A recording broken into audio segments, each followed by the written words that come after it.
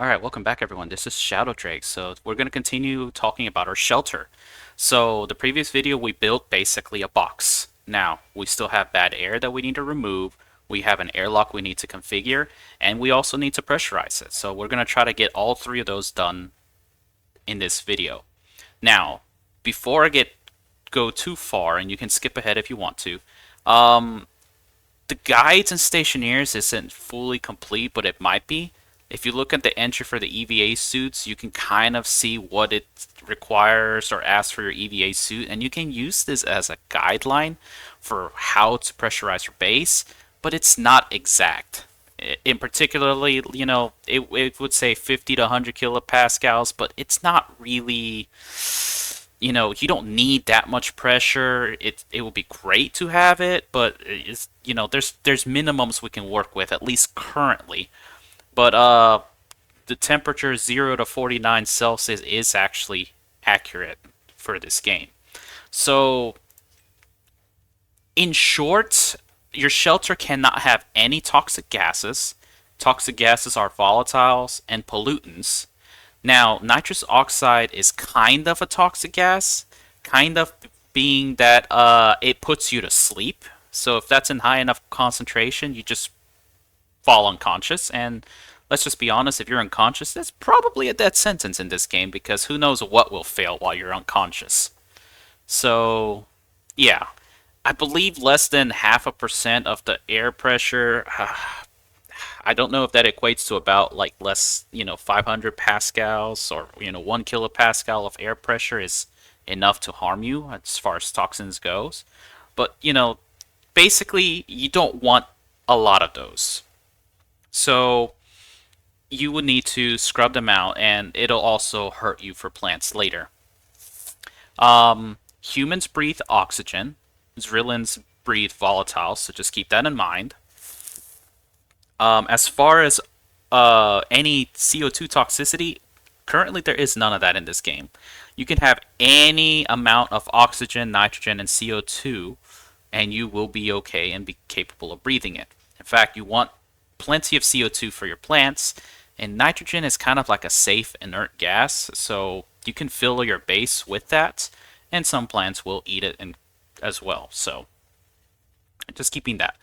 As far as oxygen is concerned, you need at least 16 kilopascals of partial air pressure in your base to be fine and be capable of breathing without any warnings or issues.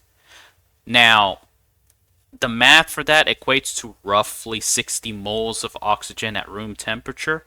If the temperature is hot, you can get by with a little bit less, and if it's cold, you probably would want a little bit more. But just 60 moles of oxygen is kind of the magic number. So if you pull out your atmospheric tablet and you see the room has, over 60 moles of oxygen, it's likely that that is safe to breathe, assuming no toxins and that, the temperature is okay.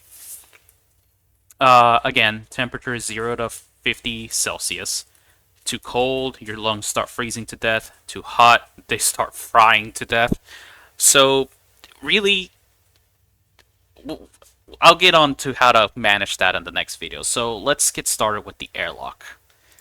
Now, before I go too far on the airlock, the airlock supply kit has all the materials you need to make a basic airlock. And by basic airlock, I mean it's capable of being set up on the moon and you don't need any extra printers or anything. Honestly, the pipe bender isn't really needed, won't be needed in the moon. However, I still recommend getting the printers up and set up before you're ready to get your pressurize your shelter. And the pipe bender also is the one that makes utility pipe kits, and I will show you why that's helpful later. So let's get started. So first you're going to need your active vent and your passive vent.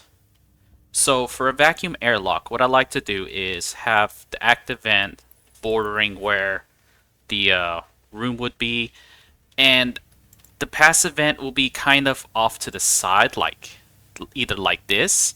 You could connect this straight to the active vent like so, In fact, let me just remove the wall so you can see better. You could connect it straight to the active vent like that, and that'll be fine. However, let me show you what you would need to speed up the airlock cycle. You will need to print out some utility pipe kits, and then meanwhile, with pipes, you connect to the passive vent like so. Now you might need more, so this isn't all that you would need. Like,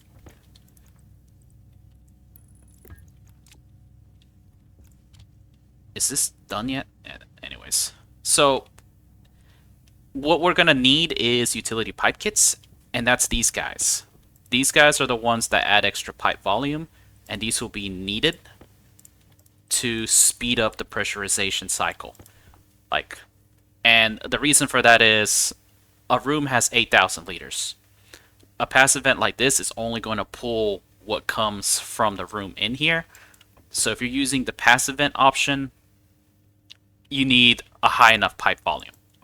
If you're not going to use the passive vent, then you might as well have enough pipe volume here so that air from the habitat shelter gets pushed in and stored safely without problems. So this is basically what it would look like for a vacuum world. You know, add more of these to speed up the pressurization.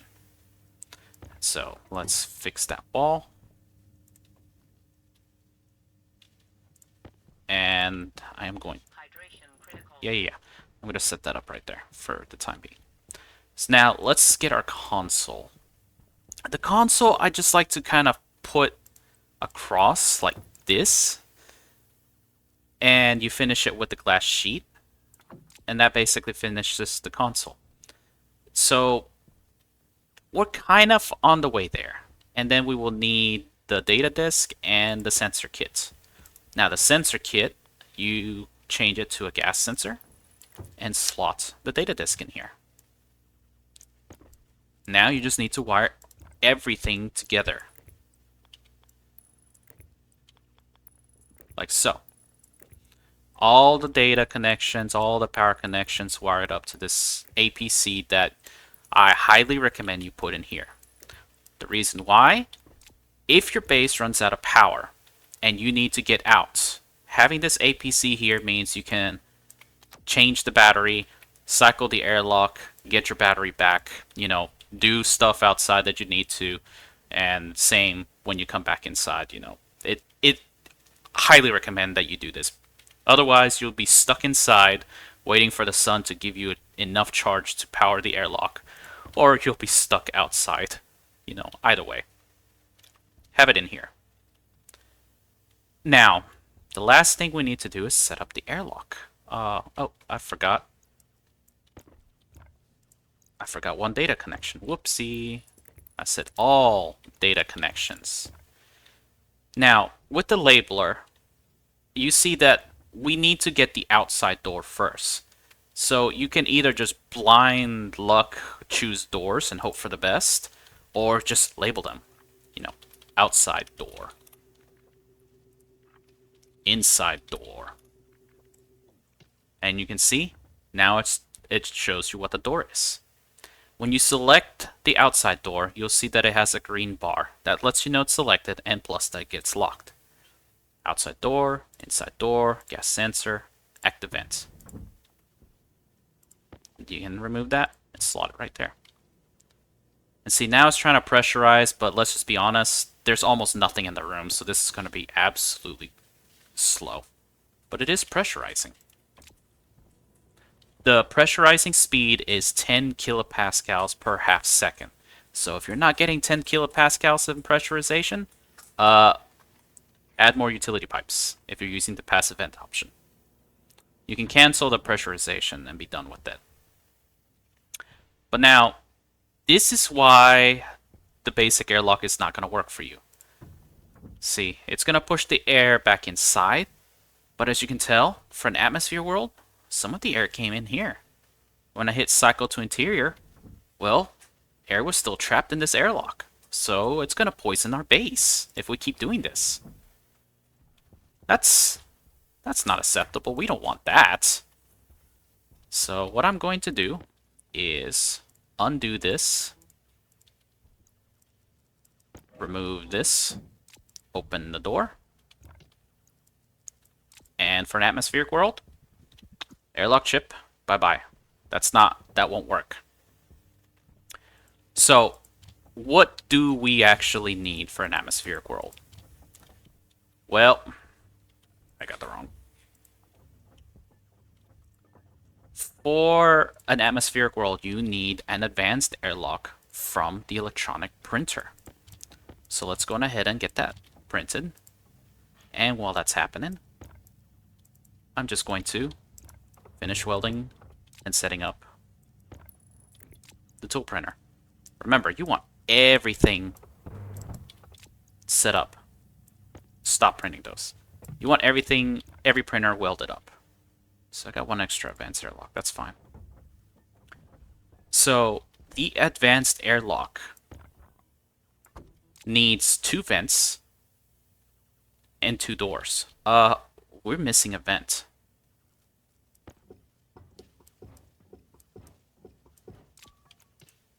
So what I am going to do is stick that vent over here for now. We need to print another active vent.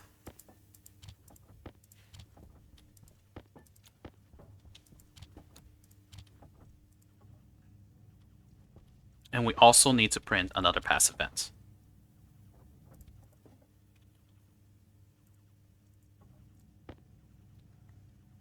My character's about to go thirsty. Alright, so we're gonna put that there. And let's get some pipes because we need to set up this passive vent to go outside. Like so. And now we need to finish wiring it up. Alright. Now here's where we get to the atmospheric world thing. Again, the labeler will be really useful to label your vents. Outside vent. Sorry. Inside vent. Oh, but wait. We have bad air in here. Well, that's okay. Before we set up the advanced airlock, what we need to do is use the outside vent and push all the bad gases from our base outside. Now, depending on how big your base is, this could take a while. So, rather than subject you to waiting for this space to become a vacuum, I'm just going to skip here. So, be right back. Alright, we're back. As you can tell, absolutely nothing in this room. So now that our room is a vacuum, and this can take a while, by the way. So we go back in here, turn off the powered vent, the active vents. Now we can close this door and finish setting up the airlock. Again, you work from outside to inside. So we'll do the outside door, then inside door, outside vent, inside vent, gas sensor. Now for the advanced airlock, if you use just pipes, you want to get the external and the internal settings perfectly. You know, Mars outside is 2 kilopascals, so you want to have enough pipes in here and have set external to 2 kilopascals. And then the internal, same thing. You want to match the atmosphere exactly. But if you're just using passive vents to push air outside or inside, you can just get away with just setting both the external and internal to 0. This causes a draft, but you are able to come back and modify this later so that you can, you know, fill up the airlock with air and then just, you know, not have that draft. But if you're going to go for that option, you will need the utility pipes to add volume to your pipe network because you need to store enough air for this to cycle correctly.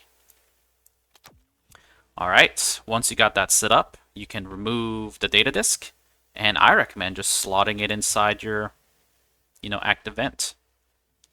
Alright, and we can verify the airlock functions correctly. Cycle to the exterior. It's already a vacuum, so we're gonna cycle to Mars. Alright, I turned this on to generate a little bit more power. And just verify, cycle to interior. It's going to push out all the Martian atmosphere out. And it's still a vacuum in here. Perfect. Okay, but this base is still not set up. So let's pressurize it. Now, your first instinct might be to use your oxygen tank. For a cold world, I don't recommend that. That's going to hurt you a little bit in the sense that you still need to fill up your oxygen bottle. So that's not going to be the best way to do it. But remember how your first mining trip I told you to get about a stack and a half of oxides, or roughly at least a stack of oxide? Well, this is why. It's now time to use your oxide to pressurize your base. In the hot world, you have to use your oxygen tank, but you really want to save that as long as possible. Now, remember you need at least 3 to 4 oxide per frame of room to pressurize this to at least breathable.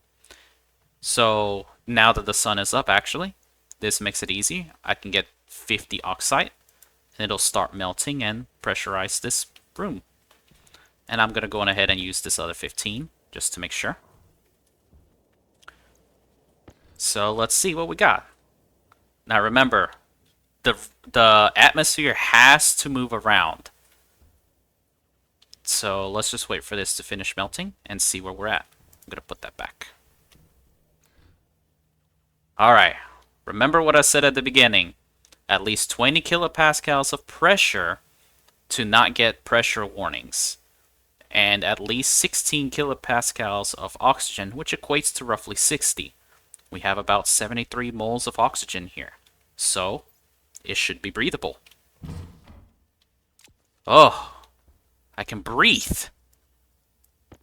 Now with your shelter done, you can eat and drink in peace. And you can see this is the beginning of day 2. So hopefully this can give you a a good understanding that you don't have to spend a long time to get your shelter working. We also now have a working airlock, which prevents Mars from getting in here. And with the APC in here, if for some reason I run out of power, which I'm in serious danger of that happening because that's not enough power generation, I can swap batteries temporarily to get it working. And my 4 printers are already built in this space, so I'm unlikely to use my welder just yet. But if you do have to use your welder, well, stay tuned. The next video will cover what portable devices we can use and what machines we can use to clean out our base. So with that, hope to see you then as I'll go over the last little bits of the shelter. Thank you and have a good day.